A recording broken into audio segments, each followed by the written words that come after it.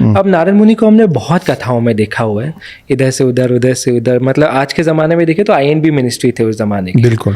पर क्या है उनकी कहानी और कहाँ से आए? आई थिंक ब्रह्मा जी के पुत्र थे, if I am not mistaken. हम पहली बात तो कि हम प्रथम पत्रकार की बात कर रहे हैं, है ना, दुनिया के पहले संवाददाता जी, है ना, जो सब जगह जा पाते थे, सब लोगों की बात इधर से उधर करना ही उनका काम था। नहीं, नारद मुनि को हम चिरंजीवी में नहीं काउंट कर सकते अविनाश। उसका कारण है कि चिरंजीवी उन लोगों की बात हो रही है जो पृथ्वी में जन्म लिए हों, यहाँ पे रहे हों। जैसे कई लोग बोलते हैं कि नहीं 7 नहीं 8 चिरंजीवी हैं और 8वें का नाम मार्कंडे बोला जाता है, ऋषि मार्कंडे। वो भी गलत बात है। वो इसलिए गलत है क्योंकि देखिए चिरंजीवी और दीर्घायु 2 अलग अलग शब्द हैं। चिरंजीवी का मतलब इमॉर्टल है, दीर्घायु का मतलब है वेरी अ लास्टिंग एज। तो दीर्घायु की बात आप करेंगे तो उसमें मार्कंडे आ जाएंगे, उसमें जटायु आ जाएंगे, उसमें जामवंत आ जाएंगे। ये सब लोगों की एजेस, इनको वरदान था बहुत लंबे लंबे एजेस का। कोई 2 युग जिया, कोई 3 युग जिया, लेकिन उनमें से कोई इमॉर्टल नहीं है। इमोर्टैलिटी का वरदान 7 लोगों को है। ये सब दीर्घायु वाले लोग हैं। अच्छा, इसीलिए आप जटायु की जामवंत की कहानी में जाएंगे तो आपको पता चलता है कि एक समय में जामवंत हनुमान से भी ज़्यादा शक्तिशाली थे। अच्छा। जामवंत बुजुर्ग थे जब रामायण चल रहा था, तो वो अपने मतलब लगभग आखिरी में थे, और उनका आखिरी ये था कि वो कृष्ण से भी लड़े। ओह अच्छा। राम के बगल में खड़े होने वाला जामवंत उसी जीवन में कृष्ण से भी लड़ा है। मतलब वो त्रेता युग खत्म होने के बाद द्वापर युग के खत्म होते तक थे, लेकिन उसके बाद नहीं थे। मार्कंडे के बाद दीर्घायु था जी। तो चिरंजीवियों की जब हम बात कर रहे हैं, चिरंजीवी में एक शब्द है ना, जीवी जी। जीवी कहाँ लगता है? जो यहाँ पैदा होता है जी। जीव जंतु जीवी। नारद चिरंजीवी में इसलिए नहीं आ सकते क्योंकि वो जीवी में नहीं आते। आप हमको समझना पड़ेगा। देखिए हम कई बार आपने सुना होगा ना, अरे इनके तो 33,000 भगवान है। हमारे 33,000 भगवान नहीं है, हमारे भगवान 3 ही हैं, ब्रह्मा विष्णु महेश। हाँ, वो देवी देवता हैं, ठीक है। और वो कोटि है, कोटि मतलब 33 प्रकार। कोटि मतलब करोड़ नहीं होता जी। अभी भगवान और देवों का फर्क क्या होता है, पहले अपन वो समझ लेते, फिर अपन नारद जी पे चलते हैं। क्योंकि this is I believe that ये ना ABCD है। हाँ। हमारे हिंदुत्व का जी। यही नहीं पता तो फिर आगे आप ABCD नहीं सिखा पाएंगे तो आप वर्ड्स लिखना और सेंटेंस बनाना सिखा ही नहीं सकते। बिल्कुल। भगवान क्या होता है? भ से भूमि, ग से गगन, व से वायु, व में आ की मात्रा अग्नि और न से नीर। ये फुल फॉर्म है भगवान का। जो भी शख्स इन 5 तत्वों को वश में करना जाने वो मेरे लिए भगवान हो जाता है, ठीक है जी। इसीलिए आप ब्रह्मा विष्णु महेश को भगवान मानते हैं, लेकिन आप कभी सूर्य भगवान नहीं सुने, आप सूर्य देव सुने। हाँ। पवन देव, वायु देव, ठीक है जी। जल देव, ये जो अग्नि देव, ये जो देव है ना, ये सब के ऊपर होते हैं भगवान। अब आप बोलेंगे पर गणेश जी भी तो भगवान है। गणेश जी तो शिव जी के लीनिएज है ना जी, तो मेरा खून तो उसी श्रेणी में गिरेगा। करेक्ट। तो उनकी बात नहीं हो रही, जो प्रथम नाम हो रहा है जी। अब आ जाते हैं नारद मुनि पे। तो नारद मुनि जो हैं वो आपने सही कहा कि ब्रह्मा जी की गोद में उनका वो हुआ था, ब्रह्मा जी की गोद से वो आए थे। और बहुत सारी इंटरेस्टिंग कहानियाँ हैं उनके बारे में।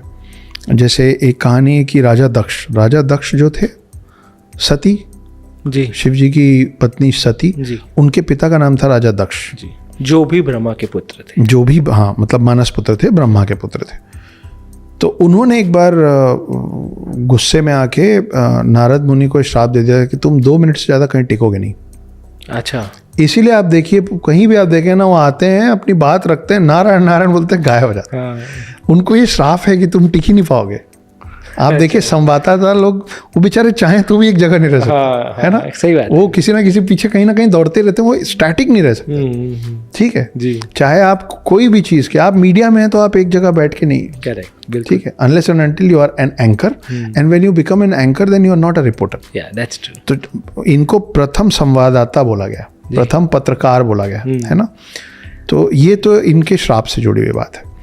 एक और इंटरेस्टिंग बड़ी कहानी है नारद मुनि की, कि नारद मुनि हैं तो ब्रह्मा के पुत्र, लेकिन वो पूजते हैं विष्णु जी को जी, इसीलिए नारायण नारायण, नारायण मतलब विष्णु। हाँ।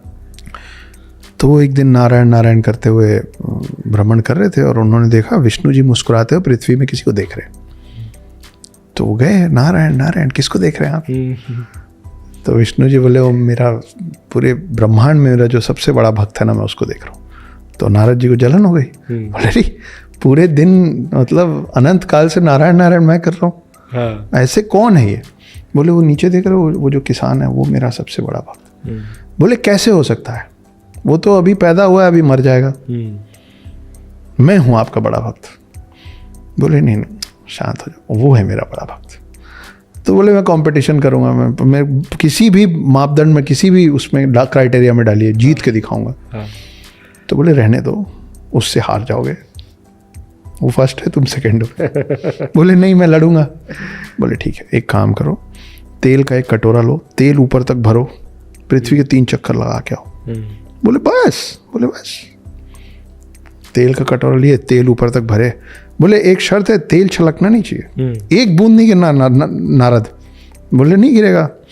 अब जब आप पानी को यहाँ तक भर लोगे तो उसके छलकने का, तो आपको बड़ा बैलेंस बना के चलना पड़ेगा।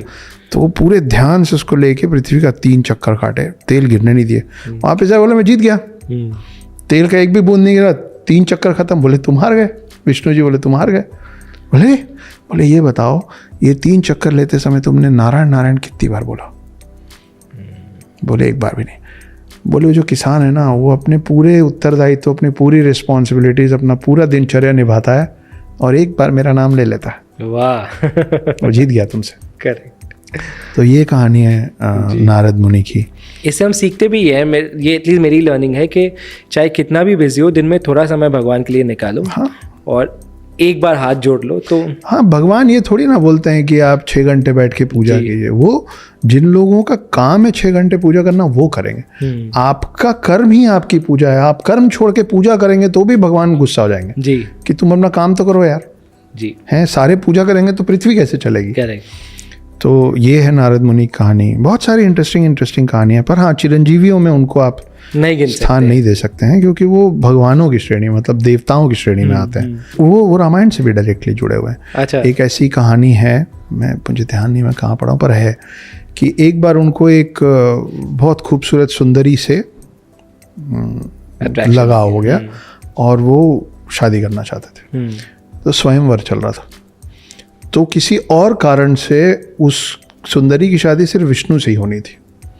अच्छा। तो विष्णु एक रूप लेके आए और उस सुंदरी से शादी कर लिए।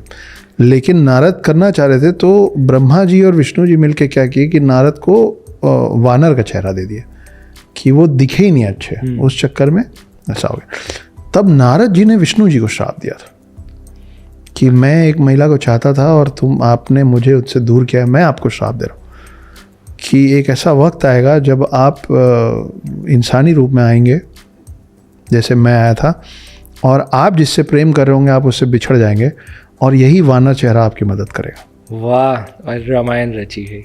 तो ये पहला कहानी का शुरुआत वहाँ से होता है कि नारद। देखिए हम लोगों में ना ये बड़ी अच्छी चीज़ है, जैसे बाकी रिलीजन्स में इतनी लिबर्टी नहीं दी हुई। पुरानी सिनेमा, बच्चन साहब खुश तो बहुत हो गए, नाच तुम। हम लोग जाके अपने भगवान से लड़ लेते, क्योंकि हम लोगों का मानना शुरू से ये रहा है कि हमारे भगवान ऊपर नहीं रहते, हमारे भगवान हमारे बीच में रहते हैं। इसीलिए आप हर चीज़ की पूजा करते हैं। अभी आप और मैं उठेंगे चलते चलते एक दूसरे से टकरा जाएंगे तो जी, क्योंकि हमारा मानना है एक दूसरे में भी भगवान है। बिल्कुल। वॉलेट से एक नोट गिरेगा तो लक्ष्मी जी हैं, तो सर में लगाएंगे। टेबल से पेंसिल गिर जाएगा तो सर में लगाएंगे, सरस्वती जी गिर गई, है ना। हाथी को गणेश जी से जोड़ दिया है, शेर को किसी से जोड़ दिया, गाय को किसी से जोड़ दिया, नंदी को किसी से जोड़ दिया, मोर को किसी से जोड़ दिया, चूहे को किसी से जोड़ दिया जी। तो सब में हमने भगवान डाल रखा है। बिल्कुल, है ना। तो हमारे भगवान हमारे बीच में रहते हैं, और हमारे भगवान इसीलिए रोते भी हैं। आप कहानियाँ उठा के देखिए, शिव रोए हैं जी, विष्णु तो जब जब अवतार लिए तब तब रोए हैं जी, ब्रह्मा भी रोए हैं। आप जाके अपने तकलीफ का इजहार उससे करते हैं जिसके बारे में आपको लगता है कि वो मेरा दुख समझेगा जी। आप उसी से जाके अपनी परेशानी बोलेंगे कि जो उसको झेल चुका हो, कि उसको समझ में आएगा कि मुझ पे क्या बीत रही है, क्योंकि फलाने पे बीती है। ठीक है जी। तो हमारे लिए हमारे भगवानों के साथ ना एक अलग तरीके का तालमेल है कि अगर मैं लड़ रहा हूँ, जैसे मेरे को कई बार, जैसे मैं कहीं बोला शिव, तो कई बार मैसेज में आता है कि शिव क्यों बोल रहे हो, शिव जी बोलो। अच्छा, मेरा संबंध मेरे शिव से कैसा रहेगा वो मैं और शिव डिसाइड करेंगे, आप नहीं करोगे जी। इसीलिए माई फ्रेंड गणेशा कार्टून मस्त चलता है। बिल्कुल, समझ रहे हो ना जी, कि हमको बताया जा रहा है कि भैया डरना नहीं है। We are not God fearing people, we are God loving people. Absolutely.